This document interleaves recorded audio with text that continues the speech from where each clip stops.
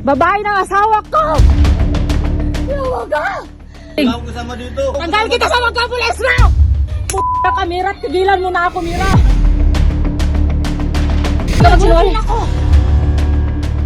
Nagaming ka na lang. Kaya pala, sige ka. Halala sa akin.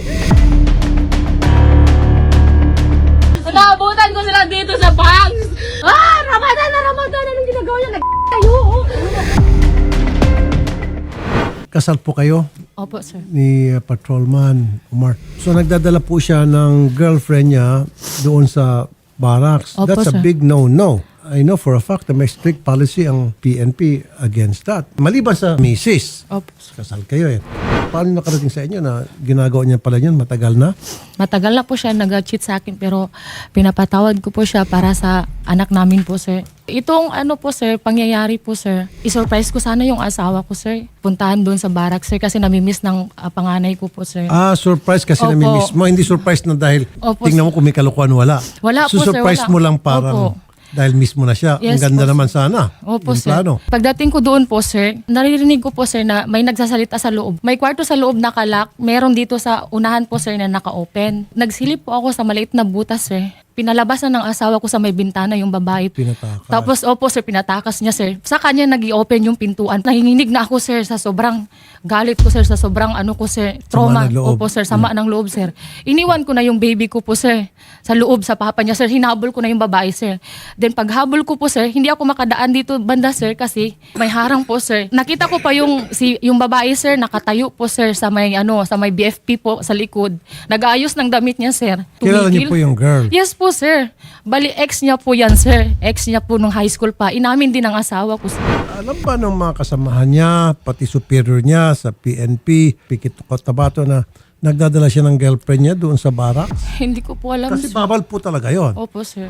Nagpunta muna ako ng BFP, sir, yung CCTV doon. Nasira daw yung CCTV doon, sir. Patrolman Omar Macabatal Jr. Isusurprise ka niya sana kasi namimiss ka niya. Kaso, doon mo na pinapatulog yung girlfriend mo sa barracks na alam niyo naman po, bawal na bawal po yan. Gagawin mo motel yung barracks ng PNP. Ganito po nangyari, sir. Galing po yan sa Jensan. Kaya nag-away po kami that time. Dinala niya yung mga bata sa Jensan. Tapos nag-text man sa akin, sir, na mag-wish sa bahay po namin. Alam ko yun, sir, na mag-wish sa bahay, sir. Nadala man yung bata sa loob ng barracks, sir. Opo. Ako lang sa loob ng barracks po. Wala ako nakikitang masama and I'm very sure PNP will agree with me. Karapatan po ng isang misis na dalawin ng kanyang mister sa barracks o sa opisina o kung saan pa man yan. Okay? Pero kung girlfriend, I know that for a fact na bawal yun. Kung wife mo, okay. Diba? Alam mo yan, sir? Yes, alam ko, sir. Kaya palagi man nagabisita si Mrs. dito sa barracks, sir. Yung about po sa babae. Pag-isa lang ako dito sa barracks, sir. That time, sir. Kung gusto mag-usap sa Sharia, kayo na sabi na, sir. Sharia na lang kami. Dalhin ko yung parents ko, pati yung parents niya kung anong makakabuti, sir. Sabi ng mister mo, nakikiusap siya kung pwede mag-usapan niya lang sa Sharia. Sir. Baka maayos pa to. Sa akin, sir, ayaw ko po, sir, kasi napahiya na po ako, sir. Pinalabas nila ako na baliw. Sino pa nagpalabas na balyo ka? Yung sa side ng asawa ko po, sir, pati yung babae po, sir. Wala daw akong magawa, sir, kasi nasa mataas na posisyon sila, sir. Nasa Bakit- mababa ako, sir. Bakit mataas ang posisyon? Ano ba sila sa lugar niyo? Yung babae po, sir, HR po, sir. Bago lang po na-promote bilang HR HR po saan sa po? Cotabato City po, sir, sa Barm Tugunan po. Kaya umabot na kami dyan, sir. Binigyan ko sila ng chance, sir. Mag-usap kami sa Sharia. Ako yung hanapin dapat nila, sir. Ang gusto nila, sir, ako pa magpunta dun sa Tugunan. Gusto nila Kamal. Sabi ko, meron tayong Sharia court. Opo. Sabi ko, doon tayo mag-usap. Ayaw ng side ng babae. Pagdating ng Kamal, sir, doon ako maiipit talaga ako dun, sir. Kasi may pwesto nga sila. Yes, Meron sir. silang- Opo, sir. Kanina pati nag-uusap, sir, wala man lang ako narinig ng sorry sa kanya o kinakausap ko siya mag-apologize, baka medyo lumambot-lambot. Wala eh. Sir, go ahead po, nakikinig po siya ngayon, sir. Sorry na sa lahat ng kung may pagkukulang ako sa iyo. Kaya ang inisip ko yung mga anak natin. Kaya yung anak ko, hinahanap na rin ako. Hinahanap ka ng mga anak mo. 2 months, hindi ka nagpakita sa mga anak mo. After natin nag-usap sa Sharia, ha? Hindi ka na nagparamdam 6 na araw. Kung hindi ko gi-contact yung WCPD, hindi ka magparamdam sa akin. Kahit tawag ko, hindi mo ginasagot. Kahit text ko, hindi mo ginasagot. Ako pa yung maghabol sa'yo. Ako pa yung maghingi ng sa'yo, ng sustento. Idaan ko pa sa WCPD para magbigay ka lang sa akin. Tandaan mo yan. Colonel Ramel, anong disposition nyo dito, sir? Isang araw ko pala niyang nalaman yung situation na yan nung nakarating yung report sa akin kasi nga nababiral po ngayon sa social media. Tinawagan ko kagad yung COP dyan. Ano ang status, bakit gano'n ang nangyari? Sabi naman ng ating chief of police ay kinausap na niya yung ating personnel. At dito naman sa level naman namin, tutulungan din naman natin yung wife kung ano ang gusto niya mangyari dyan. Importante doon sa- tanong po, Colonel, ano po ang magiging parusa?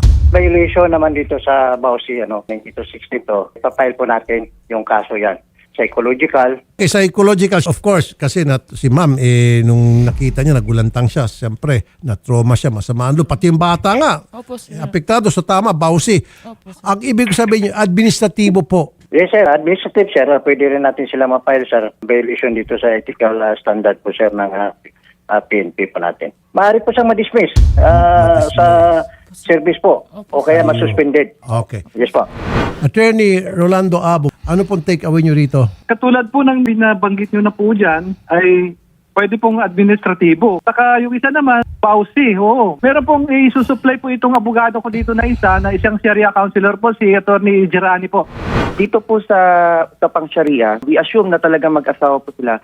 Ay saklaw po ang kanilang marriage ng PD 1083 po, otherwise known as the Code of Muslim Personal Laws.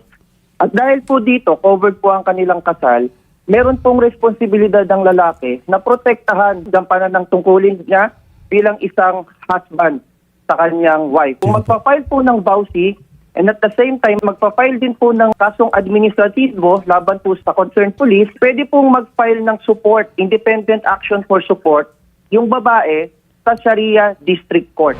Nag-usap na po kami sa Sharia, sir, noong April 7.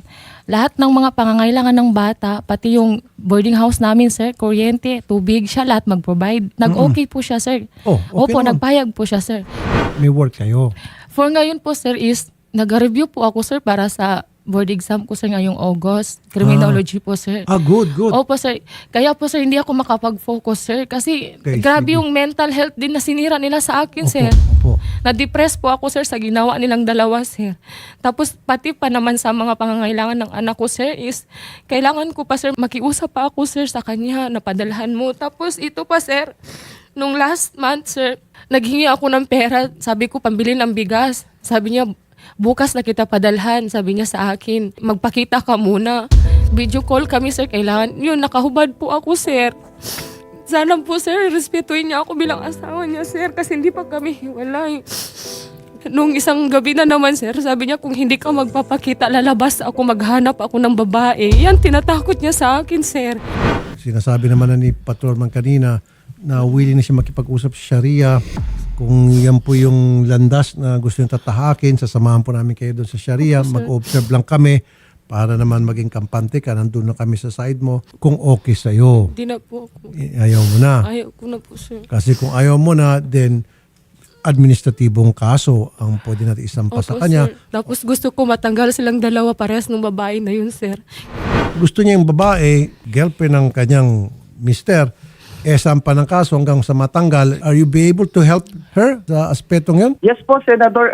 Kami po sa National Commission on Muslim Filipino ay binibigyan ng mandato sa ilalim ng Republic Act 1997 na tulungan po ang mga kapatid nating mga Muslim para sa kanilang karapatan. Bukod po sa support, pwede rin po kumuha or mag-choose po ng divorce by fast yung babae kung gusto niya pong makipaghiwalay sa kanyang asawa. Mag-declare po yung kustodiyan ng kanilang anak, tapos mabigyan po ng karampatang support para po doon sa kanilang mga anak. In addition po for the possible filing of administrative case as well as criminal case po. Salamat po. Napakaliwanag po yung inyong talaysay. Natutuwa naman po, attorney, si Ma'am Jaharia nung narinig niya po. Ma'am, sasama namin kayo Opo. para makapag-file ng kaso and all. Pati po Pa-file. yung girl po, sir. Tama ba pati yung girl, attorney Omar? Yes po. Opo, sir. Ayun. Kaya gani, sir, yun, gusto ko talaga makuha yung station namin ng anak ko, sir. Tulong namin kayo. Attorney Abo at Attorney Dato Sayed Omar, pupunta po kami dyan at sasamahan po namin si ma'am para makapag-file ng kaukulang kaso. Willing po namin tulungan ang bawat Muslim Filipino sa kanilang problema. Opo. Lumapit lang po sila sa aming himpilan at tutulungan po namin sila ng buong tapat po.